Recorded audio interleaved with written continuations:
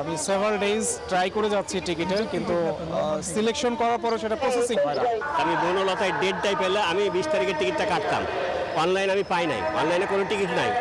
শুরু হলো ট্রেনে ঈদযাত্রার আগাম টিকিট বিক্রি, যার সবই মিলছে অনলাইনে। চাহিদার তুলনায় যোগান কম, তাই কাঙ্ক্ষিত টিকিট কাটতে পড়তে হচ্ছে ভোগান্তিতে। এদিকে বাসের আগাম টিকিট বিক্রিও চলছে, তবে টার্মিনালে তেমন ভিড় দেখা যায়নি।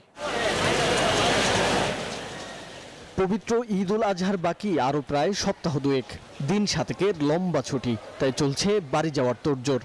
এর মধ্যেই শুরু হয়ে গেল ট্রেনের আগাম টিকিট বিক্রি। যাত্রী ভোগান্তি কমাতে এবারও সব টিকিট বিক্রি হচ্ছে অনলাইনে। প্রথম দিনের শুরুতেই সার্ভারে 1.5 লাখের বেশি হিট। কাঙ্ক্ষিত টিকিট পেতে রীতিমতো যুদ্ধ করতে হলো সবাইকে। Spanish digital print tiles, ATI tiles, এক টাইলসে জীবন পার। আমি সেভারাল ডেজ ট্রাই করে যাচ্ছি টিকিটের, কিন্তু সিলেকশন করার পরে সেটা প্রসেসিং হয় না। আমি বনলতায় ডেটটাই পেলে আমি 20 তারিখের টিকিটটা কাটতাম।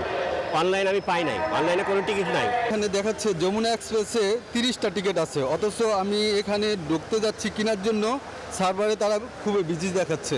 রেলওয়ে বলছে মাত্র 16,000 টিকিটের বিপরীতে সার্ভারে 60 লাখের বেশি হিট পড়েছে, তাই অনেকেই টিকিট পাবেন না, এটাই স্বাভাবিক। চাহিদা বেশি, আমাদের যোগান কম। 16,000 বা 200 বা 300 টিকিটের এগেনস্টে 60 লক্ষ হিট পড়েছে। এটা আপনি নিজেই বুঝতে পারতেছেন যে কী অবস্থা, সবাই তো টিকিট পাবে না। তো আমাদের বাংলাদেশ রেলওয়ের আপনার একটা সুযোগ আছে, সেটা হচ্ছে যাত্রার দিন প্রতি ট্রেনের যাত্রার 2 ঘন্টা পূর্বে আপনাদের কাউন্টার থেকে নিম্ন শ্রেণীর ওই ট্রেনের টোটাল যে সিট আছে তার নিম্ন শ্রেণীর 25% স্ট্যান্ডিং টিকিট দেওয়া হবে কাউন্টার থেকে। অন্যদিকে গাবতলী বাস টার্মিনালে ভিন্ন চিত্র। টিকিটের জন্য হাহাকার বা দীর্ঘ সারি নেই, কাউন্টারগুলোতে অলস বসে পরিবহন কর্মীরা। না, ঈদের তেমন বেচা কিনা শুরু হয় নাই, ওই 2-1 আসতেছে অগ্রিমের জন্য। এ পর্যন্ত ঈদে যে টিকিট নিতে আসবে সেরকম নাই। আমাদের যাত্রী চাপ আছে লোকা 25 তারিখ, 26 তারিখ আর 24 তারিখ বিকাল থেকে। পরিবহন মালিকদের আশা ঈদের আগ মুহূর্তে বাড়তে পারে যাত্রীর চাপ।